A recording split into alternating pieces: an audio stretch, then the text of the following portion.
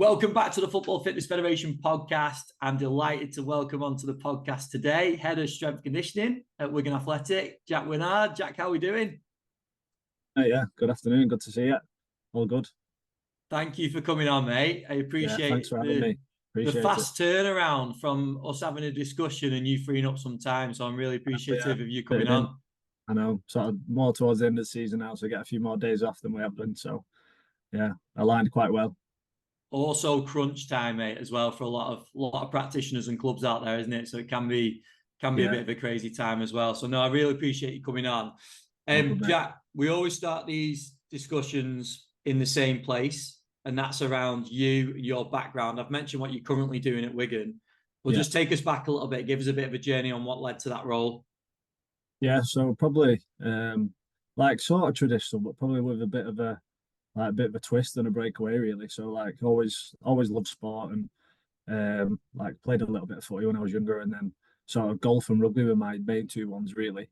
And then sort of went down the route of like getting all right at both when I was a bit younger, and then I went on scholarship when I was 19, I think. Playing golf in America didn't quite work out, so it was like, what's like plan B? What do I want to do here? So I've always like loved training, loved the gym. So I just went and did a sports science degree. That was like 2014. So I did that, finished that, and then sort of like got to that. Was going to go and do my masters at Salford. Did like bits of like interning at Morecambe, Southport, places like that when I was sort of at uni in my second and my third year. And then sort of just before I started my masters, I was a little bit older. I was like 24 at the time. So all my mates have like finished uni, working. Felt like I was a bit behind, so I just went and got a completely different job. Went down a recruitment sort of like firm. Went working in IT. It was like sales for like a company that did like investigation management software to like the police, the government. So it was completely different. So I did that, did it for a couple of years, and I thought, nah, it's not me this. So luckily, I kept my spot on my masters at Salford, just deferred it each year, and then I went back and did my masters, and then around the same time in the summer, I think 2019, I think. Just like wrote to different clubs, spoke to different people, just said, listen, like I want to just come in and like I'm happy to just like do whatever, like fill the water bottles up, put stuff out in the gym. I'll just do whatever I can. Just like, please can I come in and help? And then of all the places, Wigan, the head of sports science at the academy at the time was looking just for someone to help out. So I went in and met him in the summer. Did that in pre-season, went really well. And then started working, got a job like part-time, working with the 14s to 16s.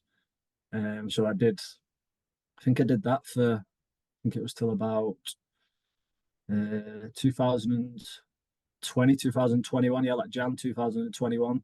So I finished my masters, managed to get a bit of research done with sort of the 23s and the 18s at the time, and then ended up getting head of academy sports science.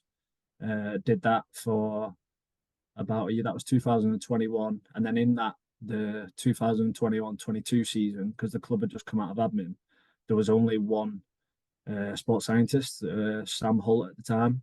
So then, like me and him worked together. We're both based at the same training ground, based because of what's happened at the club and stuff. So, sort of my integration with the first team started around then, and then Sam moved on, and then I sort of took like assistant sports science role with the first team in like February 2022.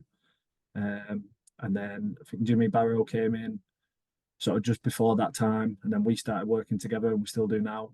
And then sort of like from the back end of did that for a year and a bit, and then the back end of last season got a different manager, spoke around roles and things like that, and then sort of I was always like how me and Jimmy work it, like he sort of leads with like the management, the pitch based stuff, and then I've always just like sort of been leading on the gym stuff, like the programs, the profiling, the prehabs, leading with the physios, the end stage rehabs, and things like that.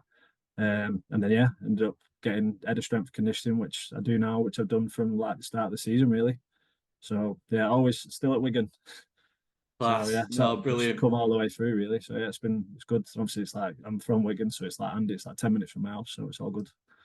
No, there's a lot of lessons in there for people, though. I think just taking you back to when you were talking about going through your degree and picking up those internships, were they part of the degree? Was that something that you had to do, or was that something that you'd reached out? Because I think you mentioned Southport and Yeah, maybe so another in there. in my second year, I knew the goalie coach at Southport. I used to play golf with him, Phil Priestley. I think he's at Harrogate now. And he just said, he's like, we don't really have anyone. He's like, do you want to come in? Like, and just do whatever you want. And like, it was, Yeah. I think they were based at a college. They had a little gym. It was next to the training ground. And then sort of just have free reign to do whatever, really. So like looking back, like I've got all my stuff on my laptop now, but I used to have like different notebooks. I'd just write different stuff down. And then like, if I look back at what I did then, I'll be like, fucking hell, I wouldn't do that now. So that's well, I'm sorry. No, you can swear, go for it. So yeah, but I suppose that's how you learn, isn't it? And like just different, you get an idea of different environments and how it works. And so yeah, the Southport one was more off my own back. That was in my second year, and then there was an actual placement at Morecambe for like half a season in my third year. Yeah.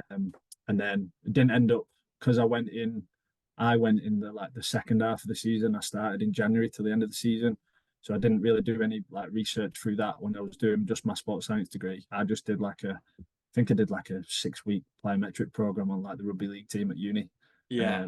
Just did that, like did some basic speed testing and things like that. So yeah, so the one from third year was linked through the uni. So I got through that. Like it was good because you get to do like you have an interview internally. So then like they prep you and ask you the questions, and then obviously you go and meet.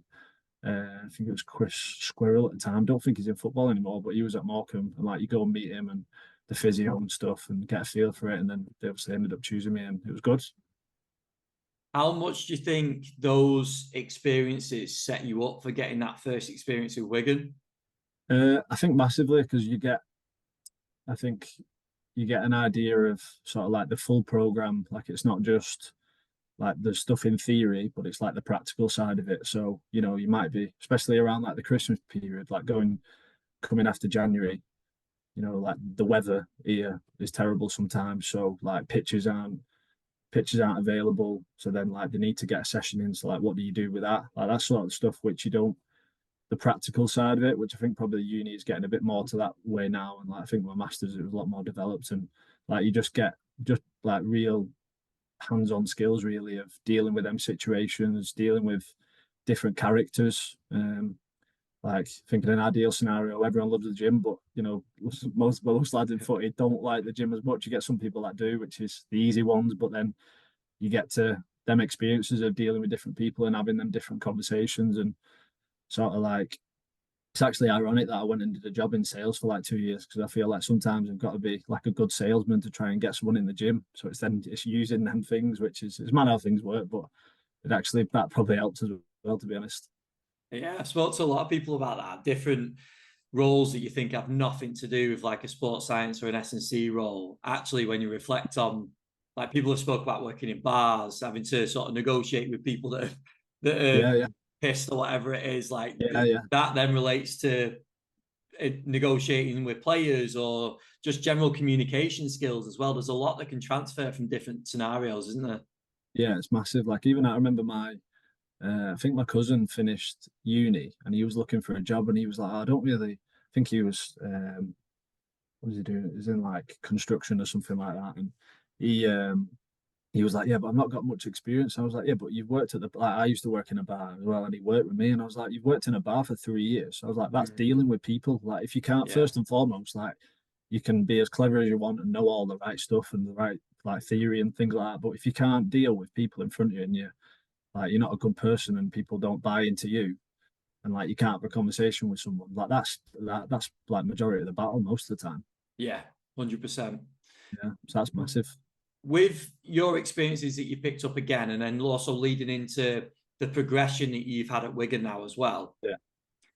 What would you say, where does your skill set lie? Because I know you mentioned about the profiling and the gym-based work, but you also mentioned about working at academy and now more with first team players as well. Yeah. Do you feel like it fits better with academy, with first team, and in terms of the gym and pitch work? Like, what's your sort of experiences with that? I'd probably say, in a nutshell, I've just got really good at looking at what other people do, bringing everything together, and then just trying to make my own version of it. Like everything which I do, it's not that, like, it's not what other people do. I think I've just found the right way to like communicate with the right people. And I think like even say like now, so say if I'm doing like an end stage rehab session and I've got like a fullback, for example, and like some of the requirements are like repeat speeds or repeat sprint ability, whatever it is. So then you break it down from a technical aspect and like you break down the mechanics. Like a lot of the stuff which I used to use with like the the under 15s and 16s, like even them warm ups at the start, like breaking them down and like going through some basic plyometrics, trying to get good foot and ankle stiffness and then sort of like the good movement patterns. Like it's still the same stuff, but then maybe the language of how you use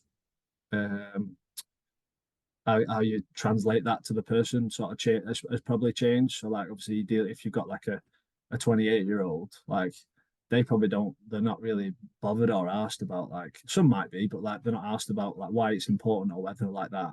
Like they do, if you just say, look, this is what we're going to do, show them what they're doing, bang, off they go, because they've probably done it before. Whereas like if you've got a younger sort of like 15-year-old, then they might be really interested in, look, if we're working on like your hip extension here and acceleration, like you'd probably like draw it right back a little bit with them and be like, if you're the coach here is asking you to sprint down. So when you're sprinting, like if you get your body angle right and you push forward, and I want you to feel like you're just trying to like rip your hip as far forward as you can. So you just think like probably just learn to tailor how I translate the movements and how I get it across to different people in a certain way, depending on who it is. And that's obviously picked up from just with who I'm facing with right then. And like like I say, some of them times which I've dealt with and worked with the younger age groups has like helped me massively. Do you find that easy like now as well? I know you won't have as much exposure to those younger age groups now, but if Yeah. you were to flick between that, do you find like it would be easy for you as a coach to adapt language and all the things that you just mentioned? Yeah, I think Um, probably just because you're so like because you're immersed in it every day, yeah, then it's sort of like when you've done it for a long period of time, it sort of becomes second nature. I think when I started doing it, I'd probably like look over things and think about what like key points to want to get across here. But I'd probably like I did a I did a session yesterday with a player on the grass, and like it's actually like if I went back to like 4 years ago, then like the difference of how I prep for that, like I wouldn't even there's nothing I've even like gone through in my head or anything because I've done it so many times. yeah, Whereas yeah. like if I flash back to when I started off, I was probably being a bit anal and making sure I get the right stuff across and things like that. But yeah, it's sort of like you pick it up over time and it becomes like second nature really. There's definitely an element of like instinct, isn't there, with coaching? Like when you Yeah, say, like you say, you recognize an opportunity to be like, this is what I can use at this time because I yeah, know either I've done it before and I've got good experience and good results from it, or I yeah, just know that this is where it fits with the player, the position. If it's end stage rehab, the injury and all the rest of it, there's definitely an element of that with coaching, isn't there? yeah. And I think probably just like actually looking at other people as well, like and what they do. Like Yeah, whether it's like when I was in the academy, like times we would go train up with the first team. So like what was the sports scientist doing at the time, or what was the physio doing in the gym? How did they speak to someone? And then like the coaches, like been around like different coaches and people have the different ways of communication and what they're big on. And I think you learn a lot just from actually observing and watching other people as well. So like having the ability to like be aware of what you're doing yourself, but then like almost reflect on what others are doing as well, and then sort of like how can I potentially use that to try and help me and how I speak. 100%. I think the Yeah, we greatest did it. coaches, the greatest thieves, aren't they? And we just Yeah, adapt what we see and we've learned from others. yeah. I think it was funny when I did going back to when I did that over the salesy type job. We had to do a training course, and it was like all about presentation skills, and they got you to video and record your own voice like presenting. And when you actually listen to yourself back, like I've been speaking already, and I've said like about 30 times I think, and it's like you pick up on little things like that. But that's honestly like say for people, whether it's like you're presenting in uni to something, or like if you're really interested in like how you come across, and say if you're like trying to get better at that aspect, maybe even like videoing, like if it's a session or whatever, like video the session, see how you are, and like even one of the things I picked up on early. So say you had a group of like 15 players, like even the younger age groups, like say you've got 3 different stations set up, and whether it's like an acceleration, whatever it is, and then if you're going through like let's say you're getting them to do to just like a basic A switch or something like that. Like when I started off, I would probably like say they're stood facing me, and then I'm faced in the same direction, so I'm going away from them, so they can't even see what Yeah. I'm doing.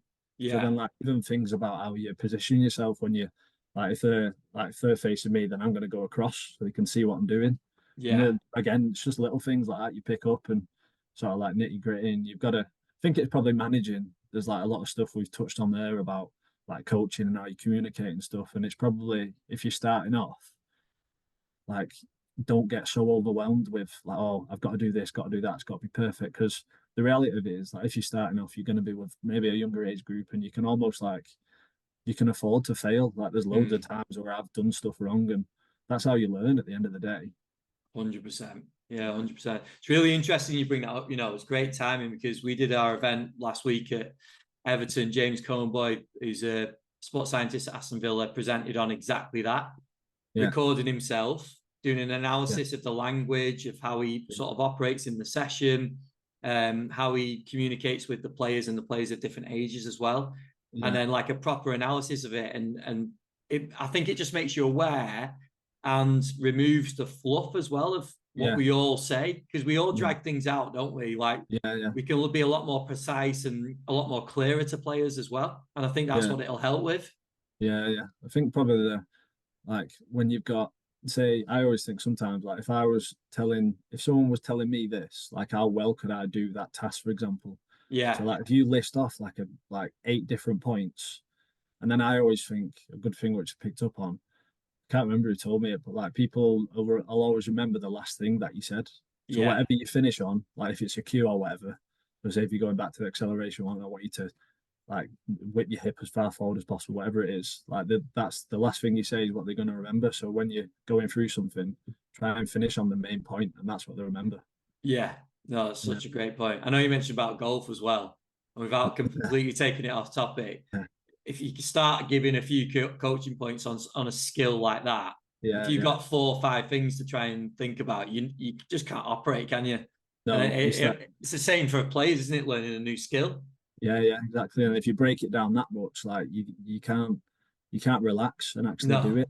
no, Yeah, that's what my problem was when I played golf. I got that technical, and like yeah, I got like a very good like hitter of the golf ball, and like I could hit the ball and real like practice dead good. But when it came to actually playing the game, I was thinking about so many things and I couldn't like just relax. yeah, yeah. There's so many good things in there for just coaching in general, and I think the way Yeah, that we communicate with players. Talk to us about the profiling, because you mentioned that in terms yeah, of being something that you took control of in terms of yeah, the gym work. What have been some yeah, lessons and things you've put in place with the players in terms of profiling?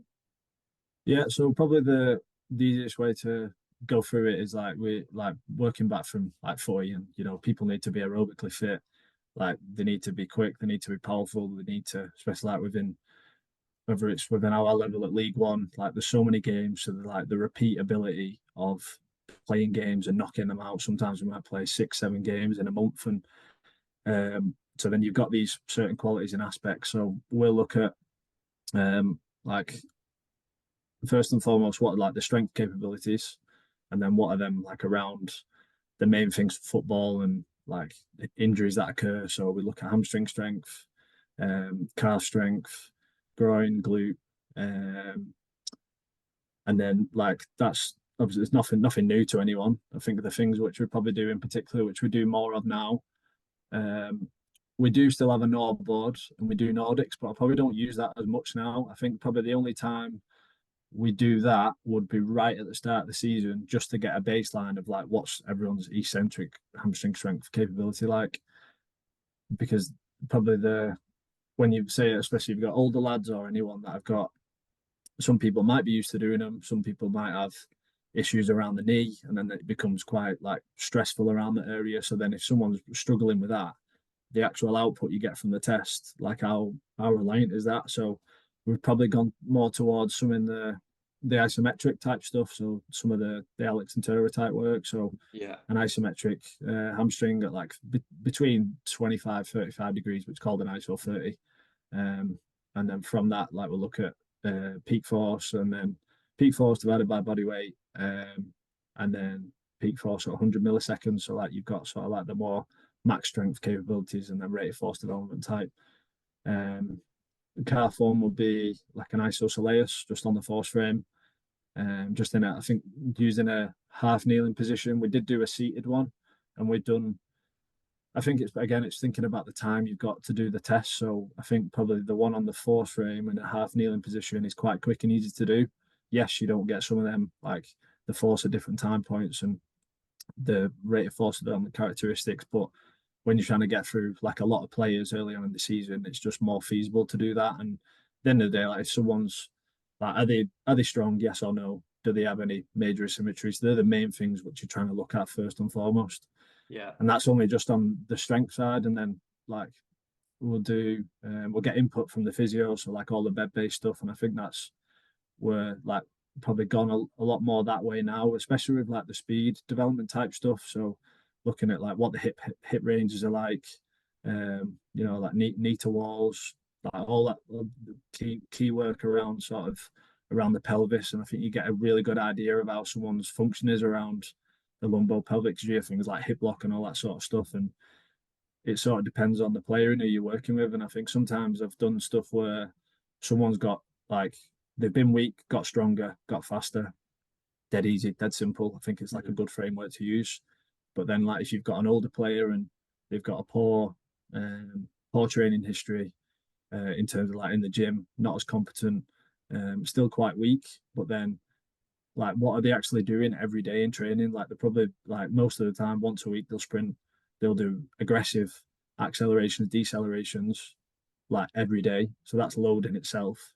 So then how can we be a bit more clever with some of the programming with that? So like if we just do some really, really good work around sort of lumbo-pelvic functioning, basic strength around that area and just keep them moving freely and let them have the load outside, then they might actually start moving a bit better and you might find the speed actually improves. Yeah. So then I've gone off on a bit of a tangent here. But yeah, so the strength stuff, and then some of the things which we've done going forward now, which we've done from the start of this year, we'll have a top speed, an acceleration, a deceleration profile, and they're taken from different tests. So we'll have a jump profile, reactivity profile. So basically from a CMJ, what are the key metrics from that? So like looking at jump height, looking at contraction time, looking at reactive strength index modified. Then really like if someone's jump height, if the contraction time changes, you'll probably see a difference in all the different variables underneath. And that's something I picked up probably from doing my masters at Salford, and obviously people like John McMahon, Paul Comfort, Paul Jones, like they're massive in that area now. And I think John McMahon works with Hawkins Dynamics now. So like all the jump stuff, like it was really detailed around that. So you got a good understanding. And then so going back to them sort of like the speed profiles, because that's the way it's going now. Like everyone wants to be like fast and powerful, and then like the more sort of like modern, the way the game's changing, and they're being asked to perform these actions like in a game, but repeating it all the time. So like how well can they press, decelerate, react to certain different stimuluses? How well can players run in behind? So then acceleration capabilities. And then also like recovery runs or like fullbacks running down the line. So that's the top speed. So we then take them the different tests from everywhere, and then we've collated a top speed, acceleration, deceleration profile. So they're like all we've got those ones in the gym, those ones in like the physio room to look at the movement. We'll do over the course of pre-season, rather than doing everything on day one, we've sort of like sat back, me and Jimmy, and looked back and said, right, by the end of pre-season, like what are the things that we need to be in? So like, basics, like obviously we need to build up the load and the tolerance. We've got like 4 or 5 preseason games, whatever it may be. So lads need to get minutes. They need to be ready for the first game of the season. From like my perspective, from a strength standpoint, we need to highlight all the areas which we need to, are they poor in anything? So what do we need to work on? Then going into like another layer of it, what are like the speed capabilities? And then we'll look at we'll do a 30-meter sprint, a 505 change of direction, and a 10-meter time. And then we'll do them at certain points rather than doing that day one. Because the like lads have been over on the off season, you give an off season program, And like say you've got 30 players. Some lads work with their own people, which is fine. Some lads do the work which being asked of them. Some of them go on the piss for 6 weeks. So you've got all these different lads coming back. But like if you're gonna do maximum strength testing, all this other different testing in the gym, and then you're gonna ask them to sprint, change direction, accelerate on day one, like it's not gonna happen. Yeah. So then we do them over different points over the pre-season. I know we're sort of jumping the gun a bit here. We'll speak about the sort of differences in pre-season and season in a bit. And then we'll, with the speed stuff, nearly done with this last bit now. We'll actually film them sprinting, film them changing direction, film them accelerating, and then we just made like a basic sort of like 5-point checklist, just taken from different people really. So a lot of the speed works type stuff, Jonas Dodu, people like that, the Altis, their sort of models, and then sort of like how can we simplify everything, make it as easy as possible? How can we look at what we need to work on? Because that's the whole idea of profiling. You're trying to establish training priorities at the end of the day. What does that player need? Because essentially, like from the management, they're asking us as a performance team, make everyone quick, make everyone powerful, make everyone fit to play, but also make everyone available. Yeah. So then when you're considering all them different things, what's the best thing for them?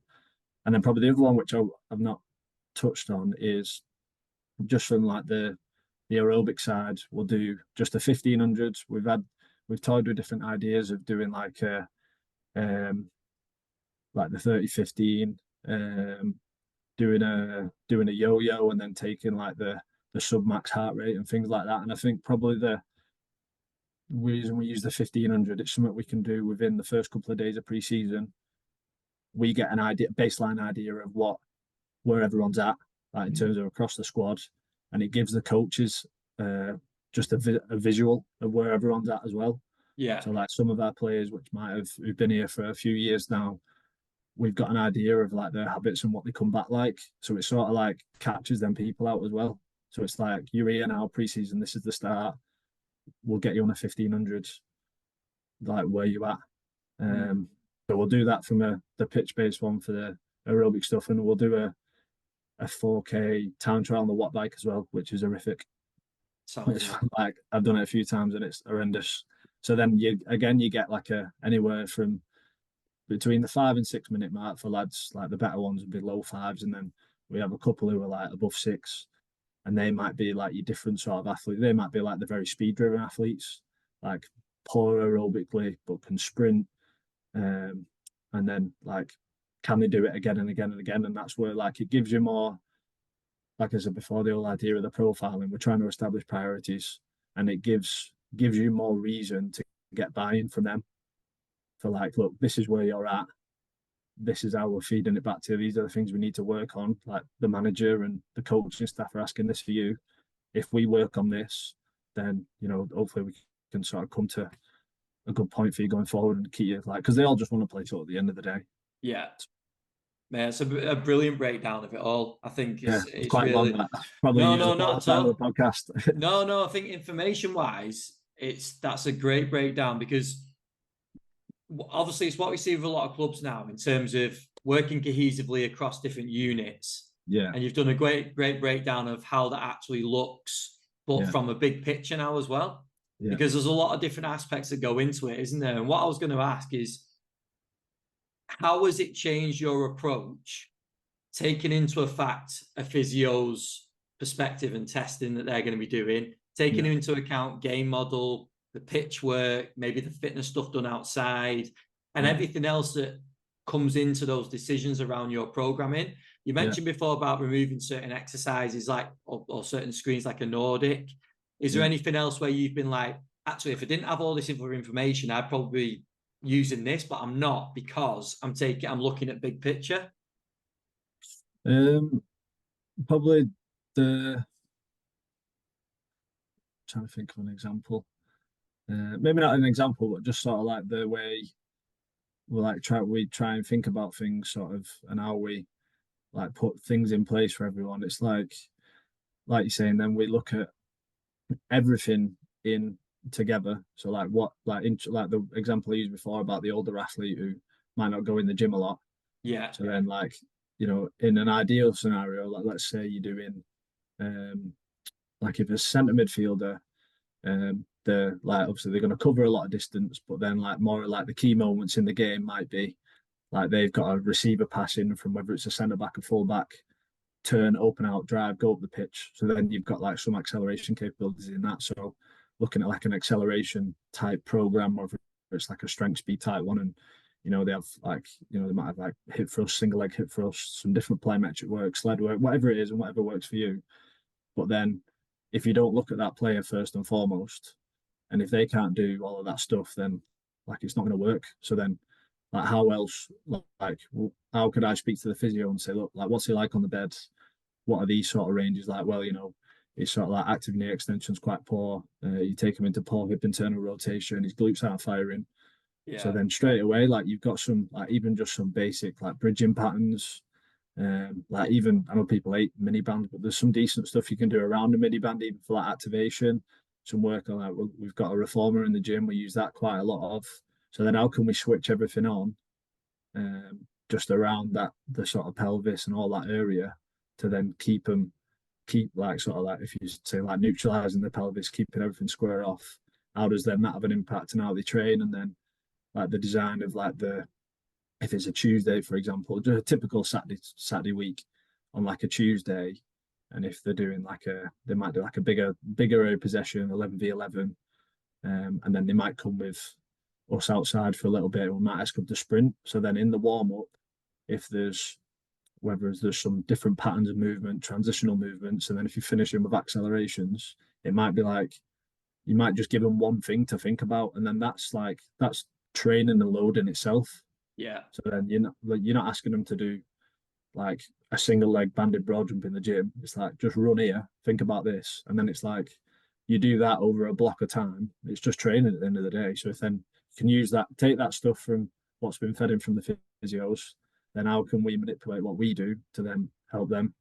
Does that answer your question? No, it does 100%, and it shows how everyone fits in with the decisions, and it's all based around the player then as well, doesn't it? Because everyone has their input, but it's not swayed in any sort of direction. It's all based around what that player needs. Like you've talked about positions, you've talked about demands of the game. So in terms of like style of play, physically, each individual player as well, like the breakdown of that player. So there's a lot that goes into it, but it just shows everyone's role within that as well, doesn't it? Yeah, definitely. And I think probably the one of the other ones we've not touched on, which is like I'd say one of the biggest wins, and I've probably found this year with a couple of players, is just focusing on the body compositions. Like I not really like we've done a little bit of gym work with some lads, but say like if we'll do like I think it's 8 site skin folds. So like we'll get an idea of where someone's at from like the body compositions, and then what's the weight. And then one of the players we had, I think he's quite heavy, and he's very like a power based athlete. And then by the end of preseason, I think he was down like 3.5, 4 kilos. And then just like the outputs in the game was better. Like he's a very good player anyway. So like his ability to get around the pitch was better, playing more games, he feels better. It's like one of the biggest wins I'd say to anyone, like first and foremost, like you can do the best strength and like strength power program in the world. And if someone's poor from like the body composition perspective, like just focus what's the easiest things to focus on. Like what covered the nutrition things, obviously that's not touched on again. And like that's massively important for changing someone's body composition, but then getting them right for a period, whether it's like a heavy preseason week, whether we go away or coming into the season and we've got 3 games in 5 days or whatever it is. So then like what's the focus at that time? It might not be strength work, it might be like just reminding them around good habits, around good nutrition, around things like that. So no, definitely. You mentioned before about talking about the difference from pre-season into the season, into the busy sort of schedule time, just around that individual now as well, because you've obviously collected everything you needed to collect. You've got a good idea about the areas they need to work, gone through a pre-season period, get into the fixtures. What's been the lessons going through the season in terms of managing each individual?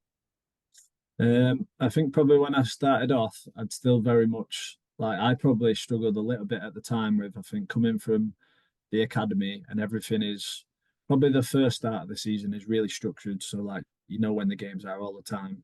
Like Yeah. most of them, you've got a week in between. So like the training schedule will be the same. So when I used to write, if I was writing programs for them, I would do like a 6 week block for everyone, and then it fits perfect. But then I started doing that when I was like sort of like my first integration with the first team full time writing stuff up, and I was like, over a 6 week period here, we've done like 3 of the sessions. So Yeah. like, how am I gonna make them better? Because like, I'm thinking like the questions people are coming to me. I've got to make essentially got to make people stronger, fitter, faster. And then really it's like within them periods where it's congested and you've got all in games, like what's the focus of that? Like you might not actually develop that person, but just through making someone available, like especially a lot of our better players, just through them being on the pitch, like we've got more chance of winning. And like at the end of the day in the first team, it's results driven. Yeah. So then how can I like if we've got 2 games in a week, like what does the pre-activation look like? You know, is there any ways like if I think probably the hardest one is going from the Saturday to the Tuesday because if you've like the time period is shorter. So in terms of like can you load them up on a Monday? Potentially with some isometric, yeah, but I think probably the initial like there'd be a lot of standoff from some lads. And I think probably when I come in like when the season was like there was like half the season left. So it's hard to implement that stuff. And I think probably from the season before and this season, I always like a good way I thought about it was what will I try and ask of them in the season? So like we use the isometric a lot now. So whether it's like um something like the hip iso holds or a hip iso push or whatever, or something like the knee isometrics, then do them in pre-season, get them comfortable with them, and then they're your lifts which you go to. So then Yeah. when it's if we play Tuesday, depending on the schedule and stuff, but everyone might be in on a Wednesday. So like Wednesday's just all about recovery for the starters. We'll get some the ones who don't start, they'll go out and train. So then we might do like a sort of like a strength and power dose before training. The ones who've played will just be complete recovery. And then Thursday, again, it's just all it might be the pre-op stuff might all be around good movement. So again, coming back to the thing I was saying before about the sort of like function around the pelvis and someone like might have issue of I'm thinking of an example here, but hamstring issues in the past. So like straight leg raises might be poor, active knee extension might be poor. So what stuff could we work on then, which necessarily isn't strength work, but we're focusing on good movement. And then by the time we get to Friday, it might be literally sort of like a microdose, if you want to call it, of there might be like a hip iso push, a knee iso push, and then one plyometric. And it's like it might be 2 sets and it takes 10 minutes. And like I think you won't get every single person doing that because everyone's different. But I think if you've got the ones who what are they comfortable with doing and then what's going to make them feel best on the game day, essentially. Yeah. And that's what it's got to be about, isn't it? And there's Yeah. lessons with that within a squad, isn't there? You've mentioned the older player a few times. How have Yeah. you found that working? Because I know one thing that I ask you a little bit is around your experience of moving up probably alongside players that have moved into first team. Yeah. Your role's progressed into first team as well. But just before you do that, with the older player, what's been the lessons of working with them and getting the most out of them? I hate the gym. No, you'll have some that love it. Yeah. And I think it's probably if you look at, let's say, if you've got like a 32-year-old, like going back to what an academy setting was like when like 10, 15 years ago, it's not what it's like now. Like No, that's where exactly. the stuff you said then about the lads which have sort of come through me with the academy. We've got a few of the first team lads, like they've got all like everything there from what we've done in the academy. So they do all the like the pre-heavy stuff all the time. You never have to try and find them in the gym. Whereas the older ones, it's like you're getting like 2 minutes before prayer, and you're thinking, where are they here? Not coming Yeah. in. It's like you have to go and grab them. It's, come on, they're like, can I go in at the gym here? It's like, look, just do these 4 things for me. Like, you know, remember last season when you broke down a little bit, then like we just need to stay on top of that. And like they sort of like they might give you a bit of grief at the time, but over what you find is you have comments from different people and they'll be like, oh, you know, I'm glad that you stayed on me here, because like if I weren't doing this stuff, I think I wouldn't be able to get through it. And so probably the older ones, it's again, it's that training history. What are they good at? What do they like doing? And then probably thinking about one in particular. Literally, if you look at his playing history, like he's had seasons where he's knocked out consecutive like 55, 53 games, like consecutive. And like when he come to us from the other club, he's like, I don't go in the gym. Like I don't do gym. And like you've got to take that with a pinch of salt, because they probably do without realizing it. But then you soon realize that when you're in pre-season, you do a bit of work, and like 5 days after the last session, and they're like, my hammies are killing it, still sore. So then it's like, again, some of that, the just good movement stuff in the gym. And then because the things which they won't, which will never change, which you can't control, is what they do in training, because they need to sprint, they need to change direction. And that's like me and Jimmy going about all the time. Like that's load in itself. Like I Yeah. think some of the like the Damien Harper stuff he's putting out at the minute, and looking at like the really intense decelerations and like the forces you put in times body weight around like your quad and them areas, you look at that and like you can't replicate that in the gym. Like as much No. as you try and get specific as you can, you can't. So they're going to do that anyway, so it's load for them. If they sprint, like they're going to get good loading for the hammies, the calves. So then what can we do in the gym with them that's just going to keep them doing that? And it might not be loading them up in any strength exercise and stuff. It might be, that's where I probably pulled on the physios a lot more and learn more about good movement and good function around the pelvis, the hips, and all that. And if you keep that free, I think it gives you free reign to move better, feel better, and then you train better, and then you get a good stimulus. Yeah, Tom King was on recently and he spoke about movement skills and how that fits in with his programming. And I think that's really important, isn't it? Yeah, yeah, Um, just touch on that. So your progression alongside the players getting up into first team for both you and them, but yeah, also you've mentioned about sort of the standoffs in training if you were to implement certain things at certain times because players just yeah, don't, it's not the norm, it's not what they're used to. yeah. So this change of culture, building culture alongside your progression with those players, how have you found that? I think when you've got like the young v old lads, I think obviously the younger ones which have come through the academy now, and like some of that's obviously helped is that they've been at the academy with me. So like I've managed to get some decent results with lads, and like they've got quicker, their output in games have been better. So like instantly, like they buy into you straight away. So whatever like you put in front of them, they're gonna do because they trust you. And then it's like with the older ones, you're almost trying to build that trust with them. So it's like, how can you sort of get that middle ground? And that's where the conversations of, listen, like you're trying to build a good gym culture. And I think over probably the last like 2 to 3 years, we've got to a point where the gym probably wasn't that much of a priority. Whereas now we've sort of like, well, everyone will always be in the gym whenever they need to be. And I think again, it comes from like the coaches and the senior management. Like if you speak to the manager and whatever comes from him, like if it's in a meeting and he's speaking about standards and habits, and then they speak about, listen, like whatever the session is, whether you're in the gym, whether you're doing recovery, whether we're going somewhere, whether, like when you're training, just give the best representation of yourself, and all them things around like daily habits and sort of like standards. They're like, and it's sort of like elite habits, and it's nothing. I don't think it's anything out of the ordinary. But if you do them things on a daily basis, so like if we do weights every day, every time they're in the training ground, we get them to do the weights, and like we put the responsibility on them of um, filling that in. So like Yeah. and if they don't, then we have a fine system in place and things like that, and they ain't getting money taken off them, so it hurts them a little bit. Yeah. And like when they're if we've done a gym session, clean up after yourself, put the equipment away, don't leave it a state.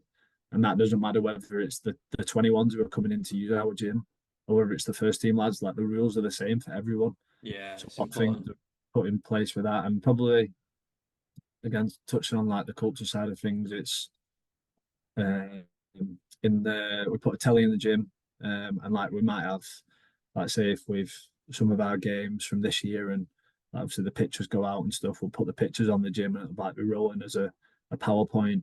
And then we've got a phrase which we use. It's like winning habits, winning attitude. So then it's like constant reminders. And then the design of the gym, like we've got obviously from all the testing that we do, like we'll look at it as staff in real detail, but then we'll have like a sort of like a strength leaderboard, a conditioning leaderboard. So anything which we've done, whether it's in pre-season or whether we've done with the injured lads, different sort of like time trials on the watt bike or like from the like CMJ, jump height, peak power, like things which they're interested in.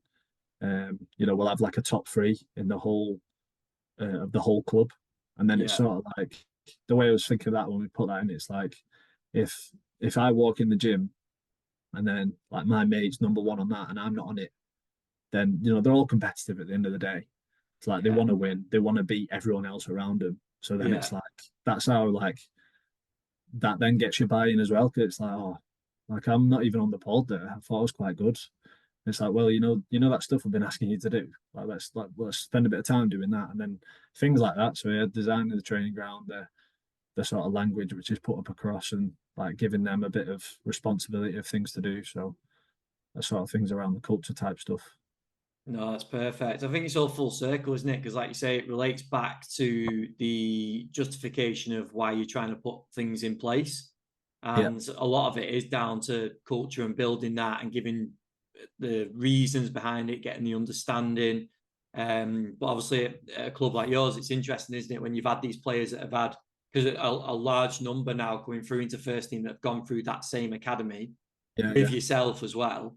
Like that, in terms of a culture, will probably set itself alone because they've all been doing the same thing for such a long period of time. Yeah. I'd say it's like it's aligning everything, like aligning. We'll try and align like the programs, the profiling, like line it all through the club. So like if you've got lads in the academy and like they're being asked to do a certain thing, if any of them are sort of like to come in with us and train with the first team, it's like first and foremost, what's expected of you, like be a good person, like conduct yourself. We've got a phrase which we put around, it's don't be a dickhead. So like just don't be a dickhead, like be a good person. Yeah. And if you instill that, and that goes the same for not just the players, the staff as well. Yeah. Like the staff have got to conduct themselves. Like it's not like us and them, like everyone's in it together. So it doesn't matter whether it's the cleaner or the maintenance guy, whatever. Like everyone, like we're lucky that it's say like it is a very like a homely, friendly type club, and like everyone speaks to everyone. So sort of like them things come like second nature to everyone really. So you've got a lot of good people around, and that I think that does say a lot for the impact that's had on maybe some of the younger lads that have come through and done really well, and they've been around that for like you've got lads with people which might have been here for like 5-6 years now, coming from the academy into the first team. So it's that over a period of time, and then habits. It's obviously helps them, and they're obviously doing great with their careers. So yeah, brilliant. Mate, this has been a great breakdown, like I said to you before, of what the program looks like, but also where people fit within it and the understanding that goes into what you implement day to day. So I really appreciate you breaking that down. I think there's been some really good detail for people to sort of understand and maybe think about how they operate and any sort of tweaks that they can make to the program, and your reflections on it as well. So I really appreciate you doing it. Just wrap us up, Jack, in terms of if people have got questions, if they want to reach out for any reason, are you active on socials? Like, where would you direct them to go? So probably my email is j.winnard@wiganathletic.com. So if anyone want to reach on email, I'm on LinkedIn, Jack Winnard. On Instagram, I've got like my own sort of like similar to yours, like sort of fitness type page. I think that's _JW Performance. So any of them, like I'm always like active on my phone and things like that and use it. So if anyone's got any questions, anything they want to run by, or like even just touch on anything or whatever, and likewise if there's anyone else that sort of like might have heard something which might benefit me or whatever, I don't know. Then obviously I'm always looking to improve myself and try and get better. So yeah, that's where they can find me. Perfect, mate. Well, I really appreciate you giving up the time and coming on. It's been good to catch Well, up. mate. Appreciate it. Thanks very much for having me.